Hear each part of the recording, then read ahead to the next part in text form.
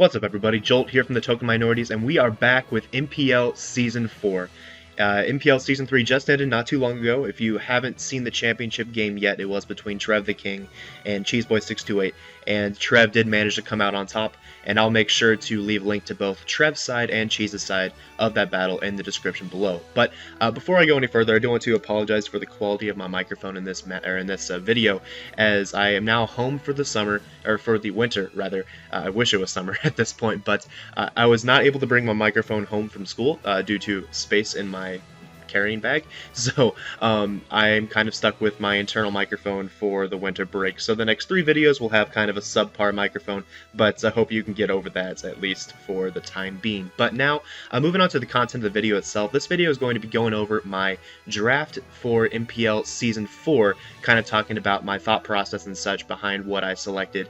And yeah, there's a lot of new faces on my roster this time around, and I'm excited to see how they perform on my team. But I did want to point out a few roster changes as far as the coaching roster is concerned for this season, as I believe we have a very, very solid selection of 12 coaches this season, in that every single coach in the league is a threat. Every single coach has a threatening team as well. So everything about this season is going to be really exciting to me, because I feel like I'm going to be challenged every single game, and that's exactly what I wanted when I stepped in as commissioner of this league. So I'm definitely excited for that. But let's go ahead and jump into my draft. So at the end of last season, it was decided that every coach had the opportunity to save up to 2 Pokemon from their Season 3 team. I decided to only save 1, and that was my Clefable, as Clefable really was the centerpiece of my team throughout all of last season, and of course in conjunction with Mega Venusaur, but even so, Clefable is perfect for the styles of teams that I like to build, and even when I had to run offense, Clefable still was very, very helpful in that, and I actually brought Clefable every single game last season, so why would I not bring it again? Well, that's exactly what I did here, and I decided to save Clefable. Its abilities and Unaware and Magic Guard are both so valuable to my style of play. Magic Guard is used slightly less on my style, just due to the fact that Unaware is so nice to prevent setup sweepers from breaking through my bulky offense.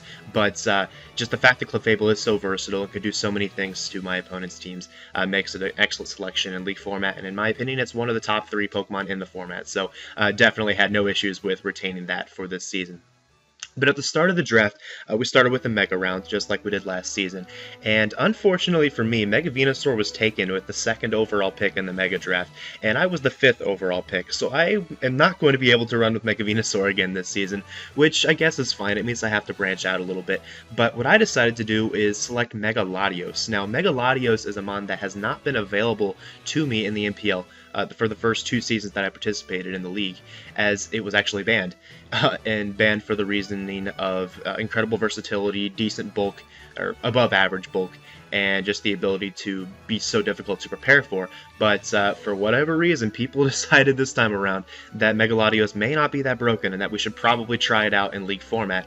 And, well, it fell to me in the draft, and I certainly was not going to pass up the opportunity to run Mega Latios on my team. So Mega Latios is great, again, for versatility and above average bulk, but in addition, it also is an excellent defogger, meaning that I have a defog option this early in the draft, which is really nice. It's going to free up some opportunities later on in the draft, where I don't have to spend an early non-mega pick on a defogger if I so choose. But yeah, Mega Latios can run Dragon Dance sets, Calm Mind sets, even bulky, like defensive sets to handle powerful psychic types, powerful offensive psychic types. And yeah, I think it's going to be very, very good mon in the format, and I don't want to reveal too many of my strategies in this video, but you'll definitely see some pretty cool innovation with this mon as the season progresses. So from there, I had a Clefable Mega Latios core, which I thought was very, very solid, in that Clefable is probably the best counter to Mega Latios, and it's on my team, so opposing teams are going to have a really hard time dealing for it. But I did notice that I'm incredibly weak to powerful fairy types at this point, and as far as the team that's sitting right next to me on the draft board, Togevores Portland Timbers, he had already constructed a fairy offensive core in Azumarill Mega Gardevoir, so I wanted to make sure that I had an answer to that, in addition to having something that could just take hits in general that Mega Latios and Clefable would probably struggle to take hits from. So with that in mind, I decided to draft Jirachi with my next pick, as Jirachi is very versatile. It's a base 100 Pixie, and it has just so many options in that it can be both physically offensive, specially offensive, physically defensive, specially defensive. It can wish pass, and heck, it can even flinch an opponent to death if I really have to do that. So I felt the Jirachi was really a perfect fit for my team. It does leave me incredibly weak to Pokemon like Gengar that carry Ghost Poison coverage, but I can of course cover that later on with my draft. But yeah, that was my thought with the first 3 mons on my team. I decided to again begin the draft with building a defensive core, and I felt that Megaladios, Clefable, Jirachi served as a pretty solid defensive core, but it also could turn into an offensive core if need be. But I did want to further solidify my defense with my next pick, which ended up being Tentacruel, as Tentacruel is an excellent rapid spinner, and I really wanted Toxic Spike support on my team, as that's something that was very beneficial to me last season. I believe I brought Toxic Spikes 2 or 3 times last season, and it worked very well every time, and I was definitely not going to go a season without Toxic Spikes this season. So I picked up Tentacruel both for Rapid Spin and for Toxic Spikes, and for its incredible versatility on the defensive end and support end, as it can also run things like Knockoff, things like Acid Spray, etc. Things that are going to help support the rest of my team very well. And with the options of Wish Passing with both Clefable and Jirachi, Tentacruel is going to be able to stick around for a long time, and that's exactly what I need on a team like this. Plus, bulky waters are always nice, and I wanted to make sure to grab a good bulky water early in the draft. So next up, I decided to select Gliscor, and this is going to be a return from my Season 2 team, and where Gliscor put in a lot of work. And I decided that Gliscor was an excellent choice for my team because of its ability to break down stall or bulky mons, and its ability to run Baton Pass, and its ability to just take physical hits in general, as my team was pretty weak, I would say, to things like Earthplate Landorus. It was pretty weak to just powerful fighting types with steel coverage, that kind of thing. I just felt that it was a necessity for my team, and that I was missing something to take those powerful fighting hits. Tentacruel can take them, Clefable can take them, sure, but generally coverage is run to be able to handle both Tentacruel and Clefable on fighting types, and I wanted to have a secondary option for Pokemon like that. Plus, it gives me a good option against the likes of Landorus I, which was the first pick on the San Antonio Swampards part, and I knew I had a matchup against them this season, so I wanted to make sure to have a nice check to Landorus I, such that I'm not just straight up swept by it. Although, of course, Megaladios does a decent job with that, but, you know, I need to have more than one answer to Landorus I if I'm going to have any chance of performing well in that game. So that's kind of my thought process here, as now I have what I feel is a very, very solid defensive core. And yeah, it's still going to have some issues against certain mons, like, for example, Mamoswine absolutely destroys my team right now. In addition to Weavile's a pretty big threat, but what I feel like I can do with this defensive core is potentially pick up Wobbuffet in the late rounds, or something along those lines, such that I can handle the threats that immediately threaten this core of 5 mons. So that was the thought. Defense is done. Now we're going to turn to my offenses, and I decided, because for once I don't have Mega Venusaur on my team, I can actually draft a grass type that's not Mega Venusaur, and I decided to pick up Breloom in that slot, as Breloom has been a staple of my offense, of my OU teams. As Breloom has been a staple of my OU teams in early ORS, and early XY rather, I guess, and I wanted to bring it back because I know it can do so many things. It can run the Toxic Orb set, just like Gliscor, of course. It can run the Toxic Orb set, where it's a bulky menace, really tough to take down. Of course, it has access to Spore, which is so valuable in this format, as really not every team is going to have a good grass type, as grass types are not super common in upper tiers. So I'm going to be able to spam Spore, most likely, in most games, and have a good time with that, in addition to, of course, the Life Orb Technician sets, the Focus Sash Technician sets. It can do so many things, and I'm really excited to see what it can do in this season. In addition to, I believe it gets Natural Gift, which is going to be very helpful against things that have a 4x weakness and try to step in against Breloom, as I'm just going to bop that real quick and take it right out of the game. So definitely excited to use some of that. Now, the next mon I decided to draft was Talonflame, which Talonflame is a mon that I absolutely hate in OU. But why did I pick it here? Well, it kind of fit my team perfectly. As in, I needed another ground resist that, I wanted another ground resist, and I wanted something that had more priority options than just the Mach Punch that Breloom would be providing to me. So I felt the Talonflame was good for those reasons, in addition to the fact that just having a powerful bird is really good, and I was lacking flying coverage on my team at this time.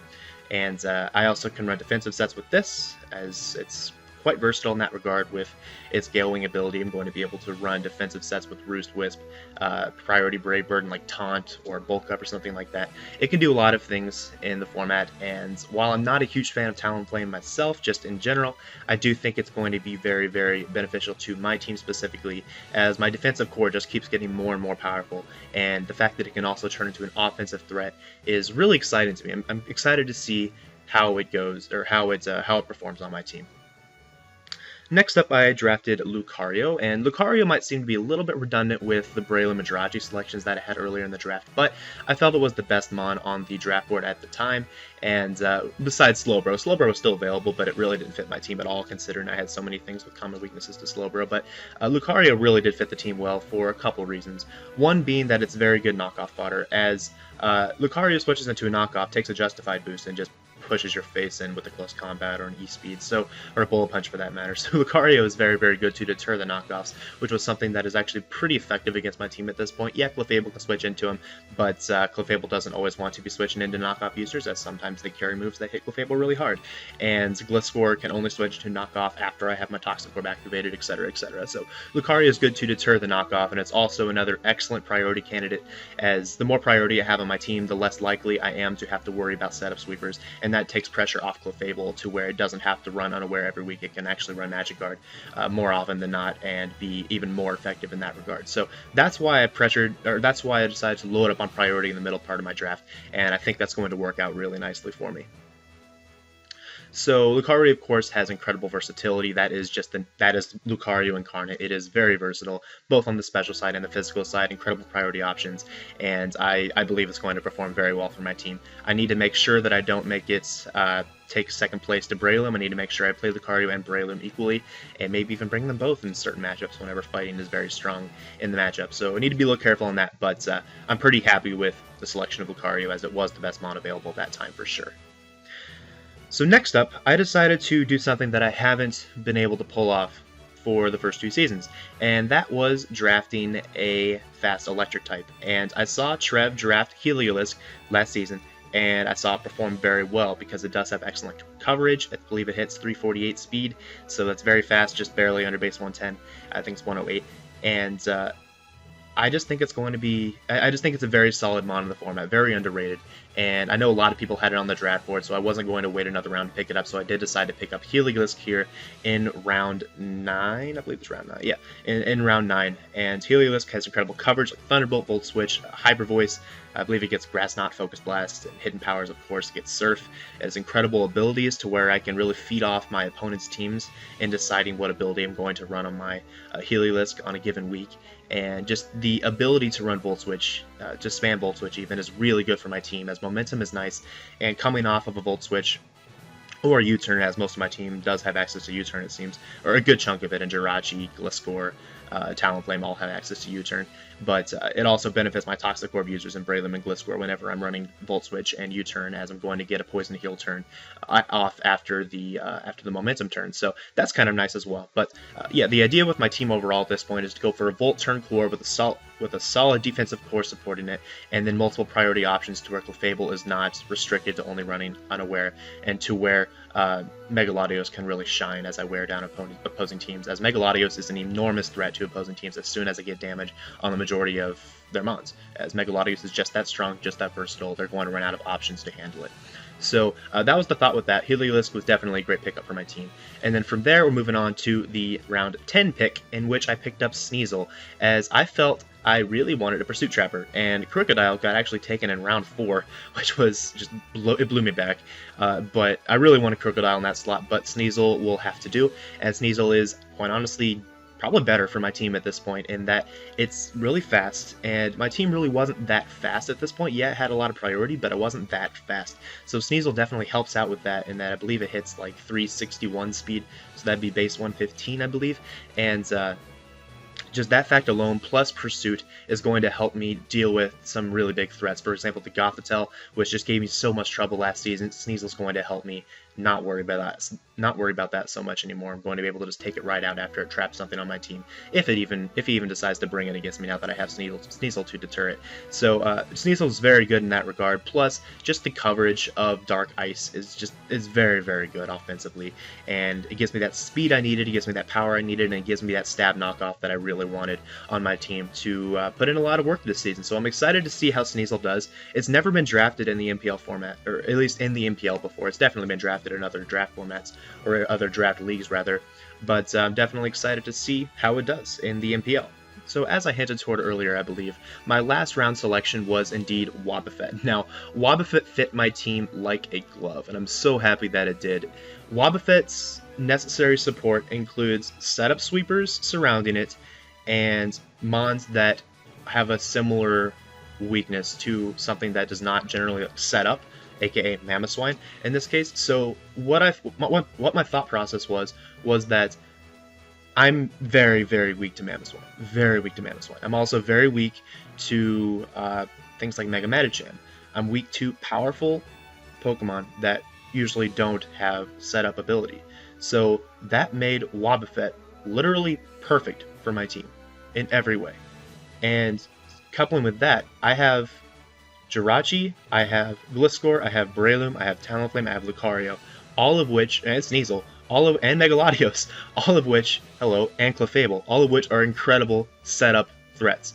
And Wobbuffet can so easily switch in on something, encore it into a non-attacking move because they're fearing the counter or Mirror Coat, and then switch directly into one of my setup sweepers to get off a free +2, whether it be special attack, attack, or maybe a Calm Mind or Cosmic Power with Clefable, and proceed to get a kill or two.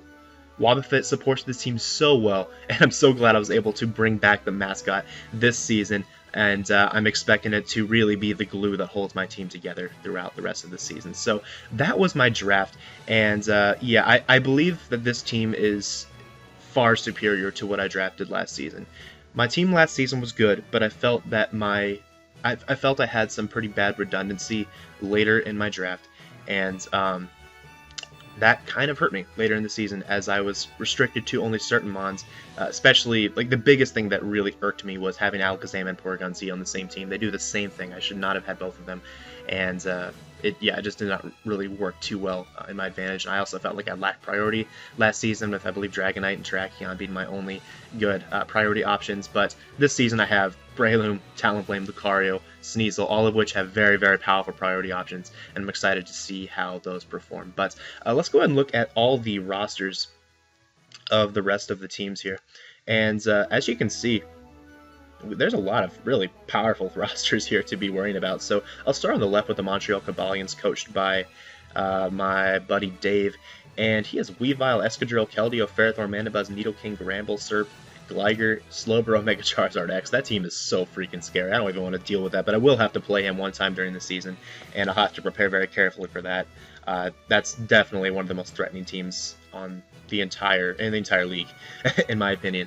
And yeah, I haven't actually played him before in League format, so I'm definitely excited for when I get to face him. And then we have New York's team, which is a little bit less threatening, but Razor is very experienced in the format. He has more years of experience than I do in this format, so that's obviously not going to be an easy matchup. Plus, he has Victini and Mega Venusaur, which both are just ridiculous mons in the format, as you've seen from Mega Venusaur's performance on my team the past 2 seasons, and as many of you would have seen from Victini's performance on Trev's team last season, and on Miguel's team in the NBA, or on the NBA, and on Miguel's team in the GBA. So definitely not a slouch of an opponent whatsoever. And then here we have Slick Rick Nixon's team, which again doesn't look as good on at face value, but just knowing him and knowing what he can do with underrated Pokemon is definitely scary to think about, as I know how innovative he is, and I know that he has a lot of the mons that he's really comfortable with on his team. So that's not going to be easy. Plus he has Mega Scizor, which is just a huge threat to my original core of Megalodios, Clefable, Jirachi, so I'm going to have to be really careful with that. And I guess that's a secondary reason for why I drafted Gliscor, and that is going to give me an extra option against Mega Scizor to make it a little bit less of a threat. Then we have probably the most threatening team, in my opinion, after the draft, and that's the Portland Timbers coached by Togavor, as he's running fairy offense with some pretty solid, tanky defensive mons to support it, and Garchomp, Zapdos, Scizor, Cresselia, and then Volcarona, of course, is a massive threat as always. Terrakion was my baby from last season, he brought it this time, and we'll see what happens there. And Nidoqueen, Melodic, Registeel, very threatening team, and that's going to be probably the game I have to prepare for the most. I'm not really sure about my matchup specifically. It might be okay matchup-wise, which makes preparation a little bit easier, but just knowing how good of a player he is and how solid this draft is, it's not going to be an easy opponent. And then I have Oakland Rosa Raiders here, coached by Richard Arisen, and his team's also much more solid than last season. Like, his team is scary now. He has Mega Lopunny, Vaporeon, Latios, Florges, Mammo's a huge threat to my team, oh my god. Arcanine, Roserade, Staraptor, Magneton, Zoroark, Sableye. This team is very scary, and Richard is probably the best preparer in the entire league, in my opinion. One of the best, if not the best. And that's going to, of course, be a challenge to prepare for myself.